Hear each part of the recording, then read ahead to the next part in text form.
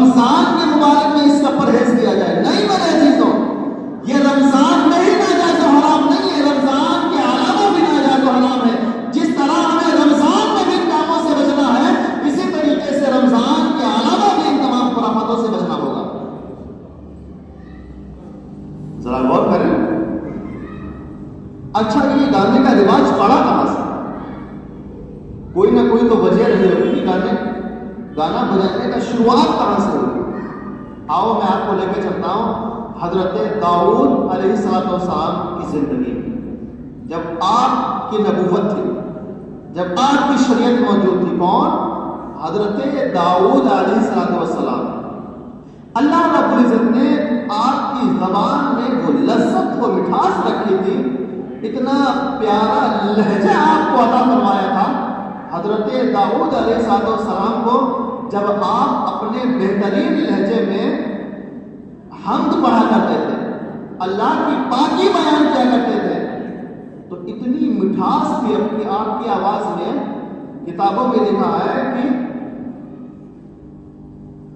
جنگلوں سے جانور باہر نکل آتے تھے آپ کی آواز کو سننے کے لیے، یہاں تک کہ جنگلی جانور ایک مہینے تک کچھ کھانا پینا تک چھوڑ دیا کرتے تھے. جب آپ حمد پڑھتے تھے تو دریا میں جب پانی بہتا نا، وہ پانی رک جایا کرتا تھا. جب آپ حمد پڑھتے تھے نا تو پیڑ جھومنے لگتے تھے. جب آپ حمد پڑھتے تھے نا تو روتا ہوا بچہ بھی چپ جایا کرتا تھا اور دودھ پینا بھی چھوڑ دیا کرتا تھا. جب شیطان نے یہ دیکھا کہ یار سب تو ان کی آواز میں مست ہے، سب تو انہی کے گیت گا رہے ہیں، یہ خدا کے گیت گا رہے ہیں اور ساری کائنات ان کے گیت گاتی ہوئی نظر آ رہی ہے، اس کے دل و دماغ میں کھلبلی مچی. یار ایسا تو نہیں ہونا چاہیے. شیطان نے بانسری بجائی، بانسری اور تمبورا بنایا، ایک قسم کا آلہ ہے، اس کو بنایا. اس کو بنانے کے بعد وہ گانا بجانا اس نے شروع کر دیا. جب اس نے شیطان نے اس وقت گانا بجانا شروع کیا، نوحہ کرنا شروع کر دیا، تو قوم کے اندر دو گروہ بن گئے. ایک گروہ حضرت داؤد علیہ السلام کے تابع ہوا اور ایک گروہ شیطان کے تابع ہو گیا. جو حضرت داؤد علیہ السلام کے تابع ہوا تھا وہ حضرت داؤد علیہ السلام کا شیدائی اور فدائی بن گیا، اور جس نے شیطان کے طریقے کو اپنایا تھا وہ شیطان کے طریقے پر ہی رہ گیا. تب سے یہ دو گروہ چل رہے ہیں.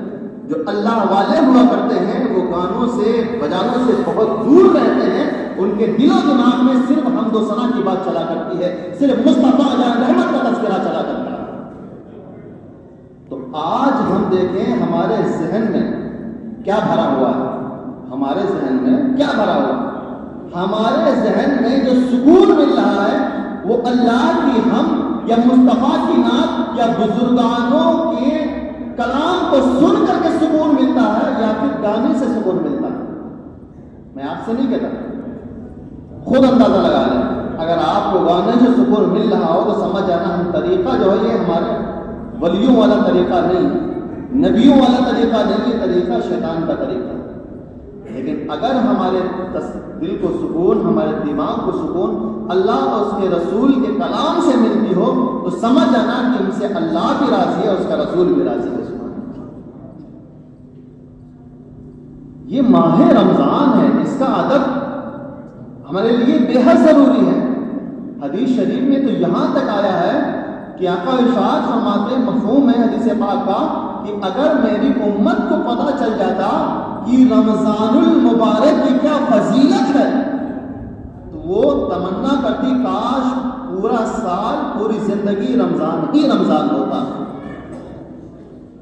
صرف رمضان کی اتنی بڑی فضیلت ہے، اگر معلوم ہو جائے، ہمیں معلوم چل جائے تو فرماتے ہیں کہ پوری امت مسلمہ یہ تمنا کرتی کہ کاش پوری زندگی، پورے سال رمضان ہی رمضان ہوتا. لیکن افسوس صد افسوس، ہم نے رمضان کی برکتوں کو نہ سمجھا، ہم نے رمضان کی رحمتوں کو نہ سمجھا. ہم اپنے دل کو تسکین دینے کے لیے اپنے آپ کو سکون پہنچانے لگے، صرف اور صرف اپنی ہی باتوں میں ڈوبے رہتے ہیں، ہمیں شریعت کا کوئی خیال نہیں رہتا، اسلام کا کوئی خیال نہیں رہتا۔ لیکن یاد رکھیں، اپنی نفس پر آپ اگر قابو پا جائیں گے، نفس پہ اگر آپ نے قابو کر لیا تو یقیناً آپ شریعت کے پابند ہو جائیں گے، اور جب شریعت کے پابند ہو جائیں گے تو ہماری دنیا بھی سنور جائے گی، ہماری آخرت بھی سنور جائے گی۔ اتنا مبارک مہینہ یہ کہ ہر روز، حدیث پاک کا مفہوم، ہر روز 10 لاکھ لوگوں کو جہنم سے آزاد کیا جاتا ہے۔ افطار کے وقت ہر روز کتنے؟ 1 2 120 نہیں، 1000 2000 نہیں، 10 لاکھ لوگوں کو جہنم سے آزاد کیا جاتا ہے، اور وہ بھی 10 لاکھ ایسے جن کے گناہوں کے سبب سے ان کے اوپر جہنم واجب ہو چکا ہوتا ہے، ان کو آزاد کیا جاتا ہے۔ یہ ہر روز کی بات ہے، لیکن الحمدللہ آج یوم جمعہ ہے، جمعہ کی الگ فضیلت ہے۔ جمعہ کے بارے میں آیا کہ جب جمعرات کا دن گزر کر کے غروب آفتاب ہو جاتا ہے، یعنی جمعے کی رات آ جاتی ہے، جمعے کی رات مکمل، پھر جمعے کا دن پورا مکمل، غروب آفتاب تک، یعنی یہ 24 گھنٹے جو ہیں، تو آقا ارشاد فرماتے ہیں کہ اس میں ہر ساتھ، ہر لمحے میں اللہ رب العزت 10 لاکھ کو جہنم سے آزاد فرماتا ہے۔ سبحان اللہ۔ 1 منٹ میں کتنے لمحے ہوتے ہیں وہ ہم بھی نہیں اندازہ لگا سکتے، تو ہر لمحے میں، یوں سمجھ لیں سیکنڈ، ہر لمحے میں اللہ رب العزت 10 لاکھ جہنمیوں کو آزاد فرما کر جنت میں ٹھکانہ عطا فرماتا ہے۔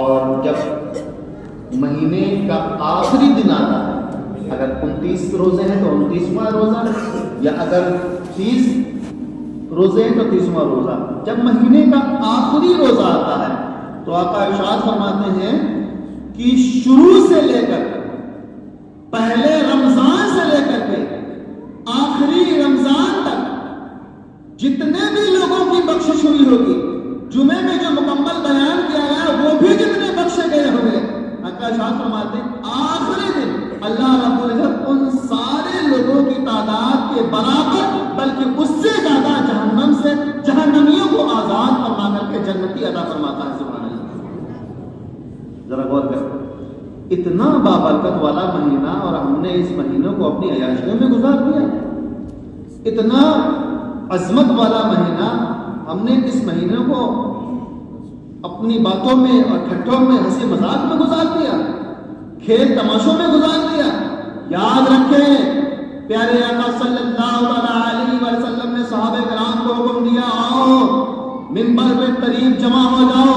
تمام صحابہ کرام منبر کے قریب جمع ہوتے ہیں، کیا دیکھتے ہیں کہ پیارے آقا صلی اللہ علیہ وسلم جب اپنا پہلا قدم پہلے منبر پر رکھتے ہیں تو آمین فرماتے ہیں، جب دوسرا قدم دوسرے منبر پر رکھتے ہیں تب آمین فرماتے ہیں، جب تیسرا قدم تیسرے منبر پر رکھتے ہیں تب پھر آمین فرماتے ہیں۔ صحابہ کرام حیران تھے، پریشان تھے، اس سے پہلے تو ایسا کبھی نہیں ہوا، اس سے پہلے کبھی ایسا منظر نہیں دیکھنے کو ملا، ہمارے سامنے ایک بار نہیں بار بار پیارے آقا منبر پر تشریف لے گئے لیکن کبھی آمین نہیں فرمایا۔ لیکن آخر آج ایسی کیا بات ہو گئی، آج ایسا کون سا طریقہ آ گیا، آج ایسا کون سا فعل طاقت ہو گیا کہ جس کی بنا پر پیارے آقا نے پہلے سینے پر بھی آمین کہا، دوسرے سینے پر بھی آمین کہا اور تیسرے سینے پر بھی آمین کہا۔ جب محفل برخاست ہوئی سارے لوگ حضور کی خدمت میں حاضر ہو گئے، عرض کرنے لگے یا رسول اللہ، اس سے پہلے تو کبھی نہیں دیکھا تھا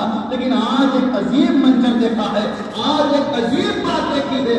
عجیب بات یہ ہے کہ آپ نے 3 مرتبہ آمین کیوں کہا؟ 3 مرتبہ آمین کیوں کہا ہے؟ پیارے آقا صلی اللہ علیہ وسلم ارشاد فرماتے ہیں، جب میں نے پہلے سینے پر قدم رکھا میرے پاس جبریل علیہ السلام تشریف لے آئے